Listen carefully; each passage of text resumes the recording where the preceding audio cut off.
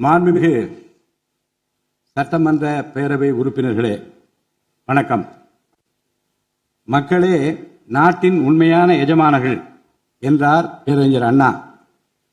அண்மையில் நடந்து முடிந்த தமிழ்நாடு சட்டமன்ற தேர்தலில் தமிழ்நாட்டின் எஜமானர்களால் தேர்ந்தெடுக்கப்பட்டு 17வது தமிழ்நாடு சட்டமன்ற பேரவையின் முதல் கூட்டத்தொடரில் இங்கே அமர்ந்திருக்கும் சட்டமன்ற உறுப்பினர்களுக்கு எனது நல்வாழ்த்துக்களை முதற்கண் தெரிவித்துக் கொள்கிறேன்.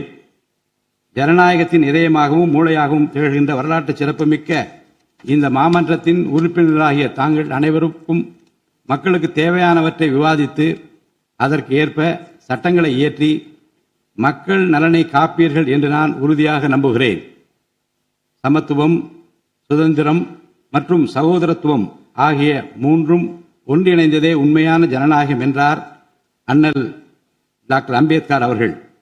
அத்தகைய ஜனநாயகம் வளர வேண்டுமென்றால் பகுத்தறிவு பகலவன் தந்தை பெரியார், பெருந்தலைவர் காமராஜர், சட்டமேதை அண்ணல் அம்பேத்கர், வீரமங்கை ராணி வேலு நாச்சியார், மக்கள் சேவகர் அஞ்சரை அம்மாள் ஆகியோரை கொள்கை தலைவர்களாக கொண்டுள்ள சாதி, மதம், மொழி, இனம், பணம் ஆகியவற்றுக்கு அப்பாற்பட்டு செயல்படும் தமிழக வெற்றி கழகத்தின் தலைவர் மாண்புமிகு தமிழ்நாடு முதலமைச்சர் திரு ச. ஜோசப் விஜய் அவர்களால் தான் முடியும் என்று முடிவெடுத்து தமிழக வெற்றி கழகத்தின் தலைமையிலான அரசினை ஆட்சி அதிகாரத்தில் தமிழ்நாட்டு மக்கள் அமர்த்தியுள்ளார்கள். மாற்றம் ஒன்றே மாறாதது என்பதற்கேற்ப தமிழ்நாட்டின் அரசியல் வரலாற்றில் இதுவரை நிகழ்ந்திராத ஒரு மாற்றம் அண்மையில் நடந்து முடிந்த தமிழ்நாடு சட்டமன்ற தேர்தலில் ஏற்பட்டிருக்கிறது. கட்சி தொடங்கிய 2 ஆண்டுகளில் மக்களின் பேராதரவுடன் தன்னந்தனியாக பல தடைக்கற்களை உடைத்தெறிந்து பணநாயகத்தை ஒழித்து ஜனநாயகத்தை நிலைநாட்டி ஆட்சியை பிடித்திருக்கிறார் சரித்திர நாயகர் மாண்புமிகு தமிழ்நாடு முதலமைச்சர் அவர்கள். மறுமலர்ச்சி என்பது மாண்புகளை மாய்த்திடும் நஞ்சு அல்ல, மாண்புகளை மாய்க்கும் நச்சு பூச்சிகளை அழித்திடும் முறை என்றார் பேரறிஞர் அண்ணா. பேரறிஞர் அண்ணா அவர்களின் பொன்மொழிக்கேற்ப தமிழ்நாட்டின் அரசியலில் ஒரு புதிய மறுமலர்ச்சியை, மகத்தான மாபெரும் விசில் புரட்சியை குறுகிய காலத்தில் ஏற்படுத்தி இமாலய சாதனை புரிந்திருக்கிறார் மாண்புமிகு முதலமைச்சர் அவர்கள். இந்திய நாடு சுதந்திரமடைந்த பிறகு தமிழ்நாட்டின் அரசியலில் 1967ஆம் ஆண்டு பேரறிஞர் அண்ணா அவர்களும் 1977ஆம் ஆண்டு புரட்சித் தலைவர் எம்ஜிஆர் அவர்களும் மாபெரும் புரட்சியை ஏற்படுத்தினார்கள். அந்த வரிசையில் 2026ஆம் ஆண்டு மாபெரும் சரித்திர புரட்சியை தன்னந்தனியாக ஏற்படுத்தி இருக்கிறார் மாண்புமிகு தமிழ்நாடு முதலமைச்சர் அவர்கள். மாநில உரிமை, பெண்கள் நலன் மற்றும் பாதுகாப்பு, சமூக நீதி, சம வாய்ப்பு, மாற்றுத்திறனாளிகள், விவசாயிகள், மீனவர்கள், நெசவாளர்கள், தொழிலாளர்கள், திருநர் மற்றும் சிறுபான்மையினர் ஆகியோரின் நலன், கல்வி, மருத்துவம் மற்றும் சுகாதாரம், உரிய பிரதிநிதித்துவம் என அனைவரையும் உள்ளடக்கிய ஆட்சி என்ற கொள்கையை அடிப்படையாக கொண்டு சட்டங்களை இயற்றும் அரசாக, திட்டங்களை தீட்டும் அரசாக, 7.5 கோடி தமிழ்நாட்டு மக்களுக்கான அரசாக இந்த அரசு விளங்கும். தமிழக வெற்றி கழகத்தின் கொள்கை தலைவர்களாக திகழும் பகுத்தறிவு பகலவன் தந்தை பெரியார், பெருந்தலைவர் காமராஜர், சட்டமேதை அண்ணல் அம்பேத்கர், ராணி வேலு நாச்சியார், மக்கள் சேவகர் அஞ்சலை அம்மாள் ஆகியோர் இன்று நம்முடன் இல்லை என்றாலும் அவர்கள் வகுத்து தந்த கொள்கைகளை கட்டிக்காத்து பேரறிஞர் அண்ணா மற்றும் புரட்சித் தலைவர் எம்ஜிஆர் அவர்களது வழியில் ஜனநாயகத்தின் மேன்மையை மேம்படுத்த தேவையான அனைத்து நடவடிக்கைகளையும் இந்த அரசு நடைமுறைப்படுத்தும். கூட்டணி ஆட்சி தத்துவத்தின் இலக்கணமாக திகழும் இந்த அரசு கடந்த 74 ஆண்டு காலமாக தமிழ்நாட்டின் அரசியல் வரலாற்றில் கண்டிராத ஆட்சியிலும் பங்கு, அதிகாரத்திலும் பங்கு என்பதை செய்து காட்டியுள்ளது. தமிழக வெற்றி கழக அரசு பொறுப்பேற்ற பின்னர் மாண்புமிகு முதலமைச்சர் திரு ச. ஜோசப் விஜய் அவர்கள் புதுதில்லியில் மாண்புமிகு இந்திய பிரதமர் திரு நரேந்திர மோடிஜி அவர்களை நேரில் சந்தித்து தமிழ்நாட்டின் நீண்டகால கோரிக்கைகளான வான்வழி அமைப்பு மையத்தை CABS கேப்ஸ் ஓசூரின் அருகில் நிறுவவும், மேகதாது அணை கட்ட கர்நாடக அரசு முயல்வதை தடுக்கவும், தமிழ்நாட்டு மீனவர்கள் இலங்கை அரசால் கைது செய்யப்படுவதை தடுத்து மீனவர்களையும் அவரது படகுகளையும் உடனே விடுவிப்பதற்கான நடவடிக்கைகள் அடங்கிய கோரிக்கை மனுவை அளித்து தமிழ்நாட்டுக்கு தேவையான நிதி உதவி உள்ளிட்ட அனைத்து உதவிகளையும் வழங்குமாறு கேட்டுக்கொண்டார். மேலும் ஒன்றிய அரசிடம் மாண்புமிகு முதலமைச்சர் அவர்கள் தமிழ்நாட்டிற்கு தேவையான நெடுஞ்சாலை மற்றும் உட்கட்டமைப்பு மேம்பாட்டிற்கான நிதி ஒதுக்கீடு, தேசிய முக்கியத்துவம் வாய்ந்த கல்வி நிறுவனங்களை தமிழ்நாட்டில் நிறுவுதல் மற்றும் ஓசூர், கோயம்புத்தூர் மற்றும் மதுரை நகரங்களுக்கு தேவையான மெட்ரோ ரயில் திட்டங்களுக்கு நிர்வாக ஒப்புதல் வழங்குதல் குறித்து கோரினார். நிதி ஆயோக்கின் 11வது ஆட்சி மன்ற குழு கூட்டத்தில் கலந்து கொண்ட மாண்புமிகு முதலமைச்சர் அவர்கள் இக்கோரிக்கைகளை நிறைவேற்ற மீண்டும் ஒருமுறை ஒன்றிய அரசிடம் வலியுறுத்தினார். இந்த கோரிக்கைகளை கனிவுடன் பரிசீலித்து ஒன்றிய அரசு தமிழ்நாட்டிற்கு தேவையான உதவிகளை செய்யும் என்று எதிர்பார்க்கப்படுகிறது.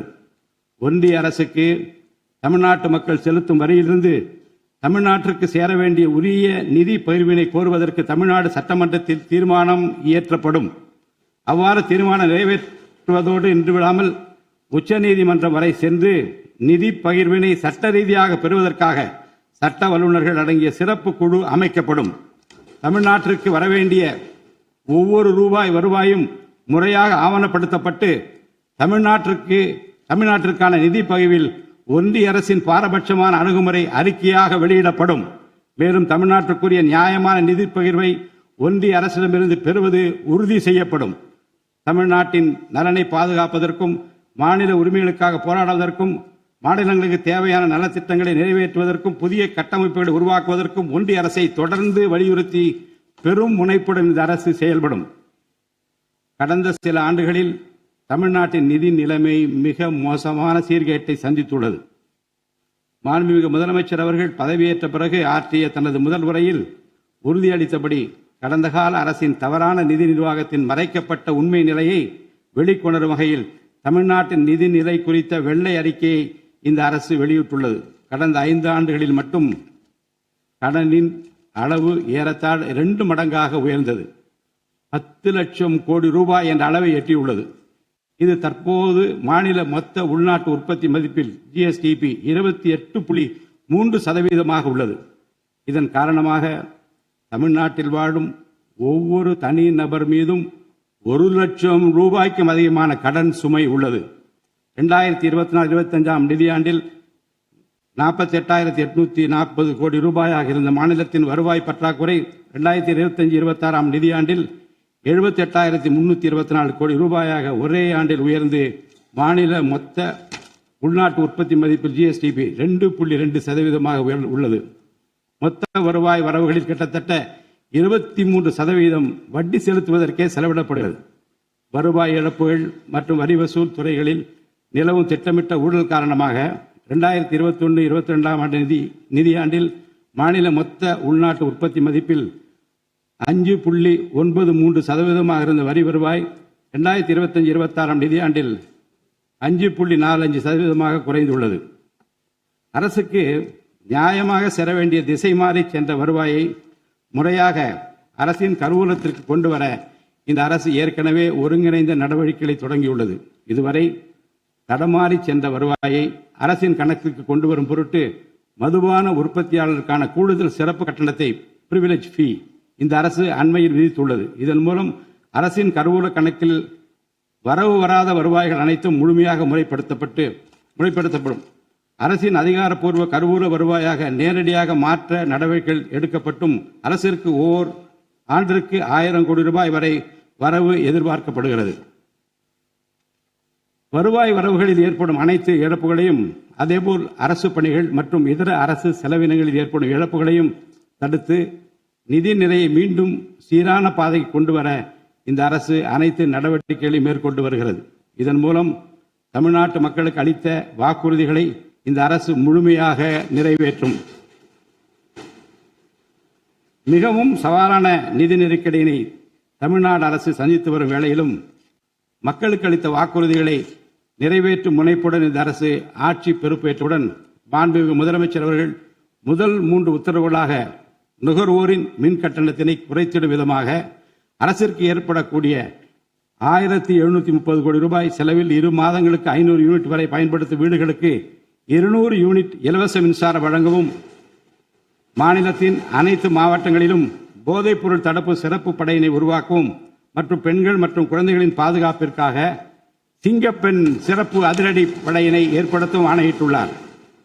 பொது அமைதியை பேணி காப்பது, சட்டத்தின் ஆட்சியை நிலைநிறுத்துவது மற்றும் பெண்களுக்கு எதிரான குற்றங்களை இரும்பு கரம் கொண்டு ஒடுக்கி மகளிர் மற்றும் குழந்தைகளை பாதுகாப்பான சூழ்நிலை உருவாக்குவது இந்த அரசின் முதன்மையான லட்சியமாகும்.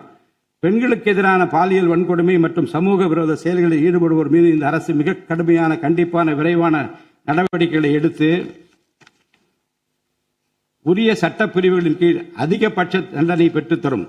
பெண்கள் மற்றும் குழந்தைகளின் பாதுகாப்பினை உறுதி செய்யும் பொருட்டு உருவாக்கப்பட்ட சிங்கப்பெண் சிறப்பு அதிரடிப்படை 2545 புதிய பணியிடங்களுடன் 319 புதிய 4 சக்கர ரோந்து வாகனங்கள், 101 இருசக்கர வாகனங்கள் மற்றும் ட்ரோன்களுடன் 354 கோடி ரூபாய் நிதி ஒதுக்கீட்டில் இப்பணியினை மிக சிறப்பாக செய்து முடிக்கும்.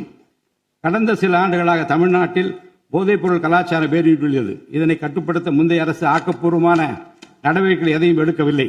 தமிழ்நாட்டின் சட்டம் ஒழுங்கு சீர்கேட்டிற்கு முதற் காரணம் மாநிலத்தின் பரவலாக கிடைக்கும் போதைப்பொருள் பழக்கம்தான். போதைப்பொருள் இல்லாத தமிழ்நாட்டை உருவாக்குவது இந்த அரசு முழு மூச்சுடன் செயல்படும். இதனை செயல்படுத்தும் விதமாக போதைப்பொருள் தடுப்பு சிறப்பு படை அனைத்து மாவட்டங்களில் உருவாக்க இந்த அரசு உத்தரவிட்டுள்ளது. போதைப்பொருள் நடமாட்டத்தை முற்றிலுமாக ஒழிக்க தேவையான அனைத்து நடவடிக்கைகளையும் இந்த அரசு எடுத்து வருகிறது. பொதுமக்களின் நலனில் பெரிதும் அக்கறை கொண்ட இந்த அரசு பொறுப்பேற்றவுடன் முதற்கட்டமாக வழிபாட்டு தலங்கள், கல்வி நிறுவனங்கள் மற்றும் பேருந்து நிலையங்களுக்கு அருகில் 500 மீட்டர் தொலைவில் அமைந்திருந்த 717 மதுபான சில்லறை விற்பனை கடைகள் மூடப்பட்டுள்ளன. கள்ளச்சாராய நடமாட்டம் மற்றும் சட்டவிரோத மது விற்பனையை முற்றிலும் ஒழிப்பதற்கும் இத்துறையில் முழுமையான கண்காணிப்பை ஏற்படுத்துவதற்கும் தேவையான கடுமையான விதிமுறைகள் உருவாக்கப்பட்டு நடைமுறைப்படுத்தப்படும். இதன் மூலமாக ஆயத்தீர்வை வசூல் மற்றும் மதுபான விநியோகத்தில் உள்ள முறைகேடுகள் தடுக்கப்பட்டு மாநிலத்தின் சமூக பொருளாதார சூழல் நல்வழிப்படுத்தப்படும்.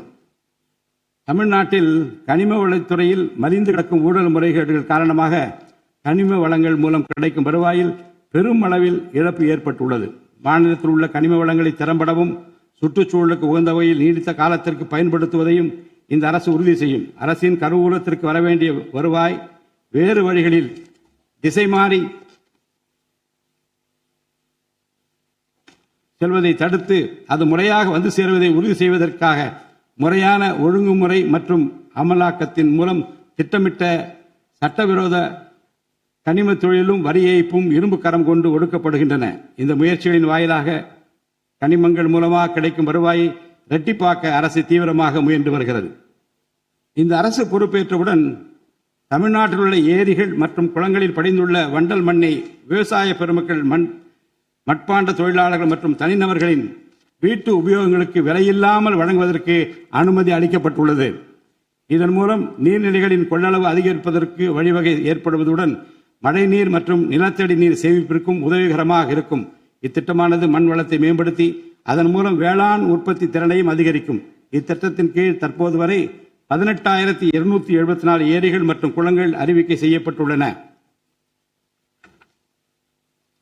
வேளாண் பெருமக்களுக்கு உதவும் வகையில் கூட்டுறவு சங்கங்களின் மூலம் 75,000 ரூபாய் வரை பயிர்க்கடன் பெற்ற விவசாயிகளுக்கு 100% முழுமையாக பயிர்க்கடன் தள்ளுபடி செய்தும், மற்ற விவசாயிகளுக்கு 35,000 ரூபாய் பயிர்க்கடன் தள்ளுபடி செய்தும் மாண்புமிகு தமிழ்நாடு முதலமைச்சர் உத்தரவிட்டுள்ளார். இதன் மூலம் 14.43 லட்சம் விவசாயிகள் பயனடைவர். இதனால் சுமார் 6,000 கோடி ரூபாய் அரசிற்கு கூடுதல் செலவினம் ஏற்படும். வேளாண் துறையை மறுமலர்ச்சி அடைய செய்வதும் வேளாண் பெருமக்களின் வாழ்வாதாரத்தை மேம்படுத்துவதுமே இந்த அரசின் முதன்மையாக கொள்கையாகும். விவசாயிகளுக்கு வழங்கப்படும் உடனடி நிதி உதவிகள் மற்றும் கடன் தள்ளுபடிகள் மட்டுமின்றி முறையான நீர்ப்பாசன மேலாண்மை, நவீன விவசாய தொழில்நுட்பங்கள், குளிர்பதன கிடங்கு வசதிகளை மேம்படுத்துதல் மற்றும் விளைபொருட்களுக்கு உரிய லாபகரமான விலை கிடைப்பதை உறுதி செய்தல் போன்றவற்றின் மூலம் விவசாயிகளின் நலன்களை காக்கும் முதன்மை சக்தியாக இந்த அரசு செயல்படும். நிர்வாக அமைப்பில் மலிந்து கிடக்கும் ஊழலை வேரோடு அறுத்து நேர்மையான, வெளிப்படையான, தூய்மையான நிர்வாகத்தை மக்களுக்கு வழங்குவதில் இந்த அரசு உறுதியாக உள்ளது. இதற்கேற்ப அனைத்து துறை சார்ந்த கொள்முதல்கள் மற்றும் ஒப்பந்த புள்ளிகள் எவ்வித ஒளிவு மறைவுமின்றி கடுமையான கண்காணிப்பு வழிமுறைகளுக்கு உட்படுத்தப்படும். கடந்த காலங்களில் நிலவிய முறையற்ற நிதி பரிமாற்றங்களும் இடைத்தரகர்களின் தலையீடுகளும் முற்றிலுமாக ஒழிக்கப்படும். ஒவ்வொரு சமூகத்திற்கும் உரிய அளவிலான பிரதிநிதித்துவம் கிடைப்பதே உண்மையான சமூக நீதி என்பது இந்த அரசின் அடிப்படை கொள்கை. இந்த கொள்கை மற்றும் வாக்குறுதியை நிறைவேற்ற சாதிவாரி கணக்கெடுப்பினை மக்கள் தொகை கணக்கெடுப்புடன் இணைந்து விரைவாக முடிக்க நாம் ஒன்றிய அரசினை வலியுறுத்துவோம். ஒன்றிய அரசின் சாதிவாரி கணக்கெடுப்பு முடிந்த பின்னர் தமிழ்நாடு அரசு சமூக நீதி கணக்காய்வினை நடத்தும்.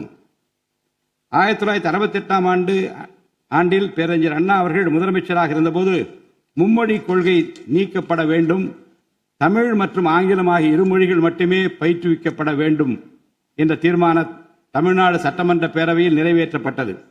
அன்று முதல் இன்று வரை தமிழ்நாட்டில் இருமொழி கொள்கையே கடைபிடிக்கப்பட்டு வருகிறது.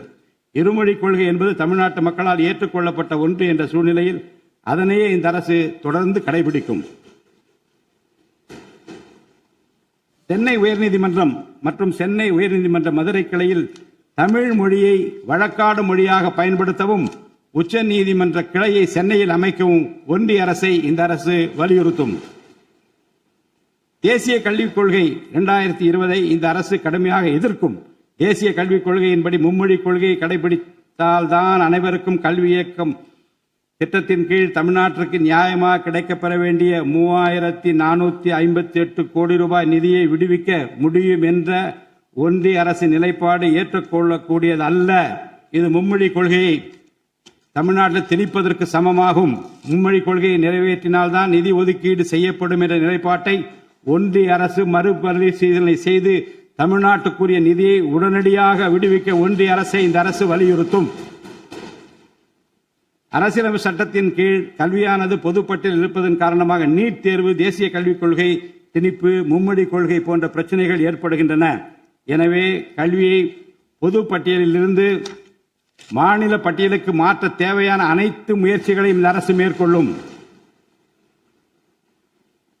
உண்மையான கல்வி சீர்திருத்தம் என்பது கல்வி நிறுவனங்களின் தரத்தையும் அதன் கற்பித்தல் திறனையும் உயர்த்துவதிலே அடங்கியுள்ளது. இதற்கேற்ப மாநிலத்தின் பல்கலைக்கழகங்கள் மற்றும் உயர்கல்வி நிறுவனங்களில் நீண்ட காலமாக நிரப்பப்படாமல் உள்ள தேவையான உதவி பேராசிரியர் மற்றும் ஆசிரியர் காலி பணியிடங்களை தகுதி மற்றும் திறமையின் அடிப்படையில் வெளிப்படையான முறையில் நிரப்புவதற்கு இந்த அரசு போர்க்கால அடிப்படையில் நடவடிக்கை எடுக்கும். அது மட்டுமின்றி உயர்கல்வித்துறையில் பல்வேறு அடிப்படை சீர்திருத்தங்களை இந்த அரசு கொண்டு வரும். இதன் மூலம் உலகத்தரம் வாய்ந்த உயர்கல்வி தமிழ்நாடு மாணவர்களுக்கு கிடைக்கப்பெறும். தமிழ்நாட்டின் நெற்களஞ்சியமாக விளங்குவது காவிரி டெல்டா பகுதி.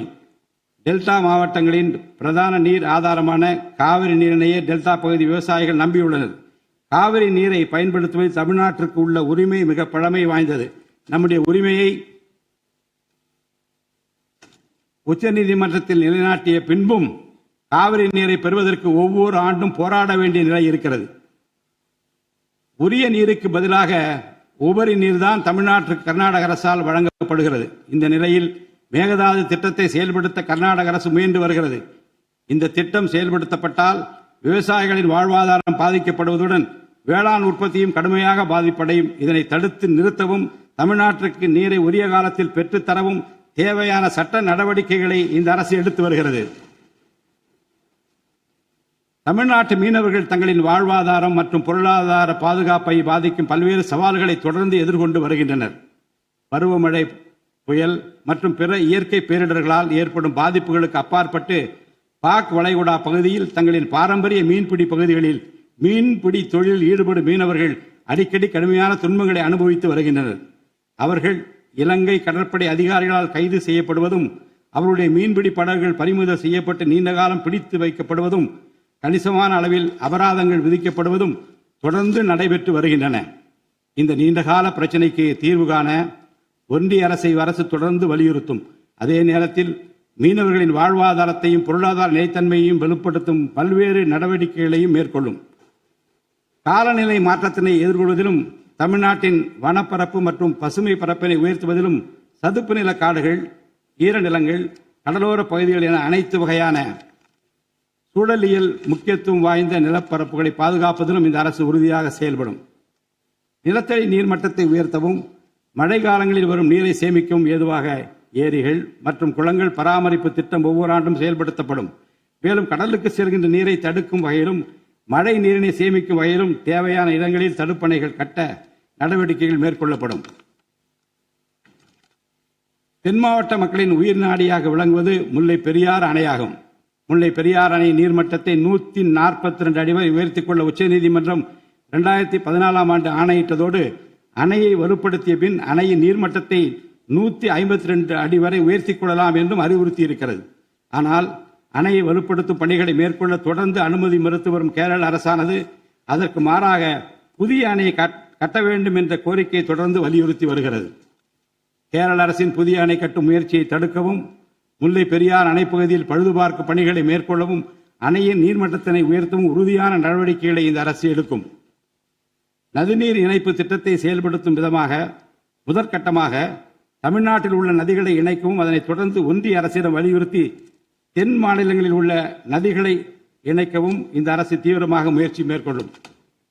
கீழடி, ஆதிச்சநல்லூர், கொடுமணல், மயிலாடும்பாறை, சிவகலை, அழகன்குளம், அரிக்கமேடு, சல்வன்குப்பம் மற்றும் பூம்புகார் ஆகிய தலங்களில் தொடர்ந்து தொல்லியல் துறை ஆராய்ச்சி மேற்கொள்ளவும், கீழடி, ஆதிச்சநல்லூர் ஆகிய இரு தலங்களுக்கு யுனெஸ்கோவின் உலக பாரம்பரிய சின்னம் என்ற அங்கீகாரத்தை கிடைக்கவும், இத்தலங்களுக்கு பள்ளி மாணவர்களை கல்வி சுற்றுலா அழைத்துச் செல்லவும் இந்த அரசு வழிவகை செய்யும். மேலும் ஆதிச்சநல்லூர், கொடுமணல், கங்கை கொண்ட சோழபுரம் ஆகிய பண்பாட்டு தலங்களில் மிக மெய்மை மற்றும் மெய்நிகர் தோற்றம், ஆக்மெண்டட் ரியாலிட்டி, வர்ச்சுவல் ரியாலிட்டி ஆகிய தொழில்நுட்பங்களின் மூலம் சுற்றுலா பயணிகளுக்கு தமிழர் நாகரிகம் மீட்டுருவாக்கம் செய்யப்பட்டு அதன் அனுபவம் வழங்கப்படும். இவற்றுடன் இணைந்து மாநிலத்தின் இயற்கை வளங்களையும் சுற்றுச்சூழல் சமநிலையையும் பேணி காக்கும் வகையில் ஒரு விரிவான நிலையான சுற்றுலா கொள்கை, சஸ்டைனபிள் டூரிசம் பாலிசி வகுக்கப்படும். சுற்றுச்சூழல் பாதுகாப்போடு உட்கமைப்பை மேம்படுத்தி தமிழ்நாட்டை உலகளாவிய பாரம்பரிய மற்றும் சூழல்சார் சுற்றுலா தலமாக இந்த அரசு மாற்றும். வரும் 2036 ஆண்டிற்குள் தமிழ்நாட்டை $15 டிரில்லியன் பொருளாதாரம் கொண்ட மாநிலமாக உருவாக்கிட வேண்டும் என்ற முதலமைச்சர் அவர்களின் இலக்குடன் தொழில்கள் வளர வேண்டும், தொழிலாளர்கள் வாழ வேண்டும் என்ற கொள்கையில் இந்த அரசு உறுதியாக உள்ளது. தமிழ்நாட்டில் தொழில் வளர்ச்சியை மேம்படுத்தும் வகையில் தொழில் நிறுவனங்கள் தொடங்குவதற்கான நடைமுறைகள் எளிமைப்படுத்தப்படும். இதன்படி குறு, சிறு மற்றும் நடுத்தர தொழில்கள் தொடங்க தேவையான அனுமதியினை ஒற்றைச்சாளர முறையில் விரைவாக வழங்குவதற்கான நடவடிக்கைகளை இந்த அரசு எடுக்கும். இதன் மூலம் தமிழ்நாடு தொழில் வளர்ச்சி அடைவதோடு லட்சக்கணக்கான வேலை வாய்ப்புகள் உருவாக்கப்படும். மாநிலத்தின் பொருளாதார நிலைத்தன்மையையும் தொழில்துறை வளர்ச்சியையும் ஊக்குவிக்கும் நோக்குடன் முந்தைய தொழில் கொள்கைகளின் தொடர்ச்சியை பேணுவதோடு தற்கால மற்றும் வருங்கால தேவைகளை கருத்தில் கொண்டு ஒரு புதிய தொழில் கொள்கையை இந்த அரசு வகுத்து உள்நாட்டு மற்றும் உலகளாவிய நிறுவனங்கள் தமிழ்நாட்டில் தங்களது முதலீடுகளை மேற்கொள்வதற்கான சிறப்பு ஊக்கத்தொகை திட்டங்களை இந்த அரசு செயல்படுத்தும். அனைத்து துறைகளுக்கும் பொருந்தக்கூடிய வகையில் ஒற்றைச்சாளர முறை, சிங்கிள் விண்டோ சிஸ்டம் முழுமையான டிஜிட்டல் தளமாக மேம்படுத்தி எவ்வித நிர்வாக தாமதமுமின்றி அனைத்து அனுமதிகளையும் விரைந்து வழங்கி தொழில் தொடங்குவதை எளிதாக்கும். ஈஸ் ஆஃப் டூயிங் பிசினஸ் சூழலை இந்த அரசு மேம்படுத்தும். பன்னாட்டு நிறுவனங்களின் முதலீடுகளை ஈர்க்கும் வகையில் தமிழ்நாடு முதலீட்டாளர் ஊக்குவிப்பு ஆணையம் ஒன்று தலைமைச் செயலாளர் தலைமையில் ஏற்படுத்தப்படும். இந்த ஆணையத்தின் மூலம் 200 கோடி ரூபாய்க்கும் அதிகமாக முதலீடு செய்யும் நிறுவனங்கள் அல்லது 5000 பேருக்கு வேலைவாய்ப்பு வழங்கும் நிறுவனங்களுக்கு விரைந்து தொழில் தொடங்க அனுமதி அளிக்க நடவடிக்கை எடுக்கப்படும். வறுமையில்லா தமிழ்நாட்டை உருவாக்குவது இந்த அரசின் முதன்மையான குறிக்கோள். வறுமையை முற்றிலும் ஒழிக்கும் வகையில் தமிழ்நாட்டில் உள்ள ஏழை குடும்பங்கள் கண்டறியப்பட்டு அவர்களுக்கு அரசின் நலத்திட்டங்கள் சென்றடைவதை உறுதி செய்வதுடன் அவர்களின் வாழ்வாதாரத்தை மேம்படுத்தவும் அவர்கள் சுய தொழில் செய்வதற்கான வாய்ப்புகளையும் வசதிகளையும் இந்த அரசு ஏற்படுத்தி தரும்.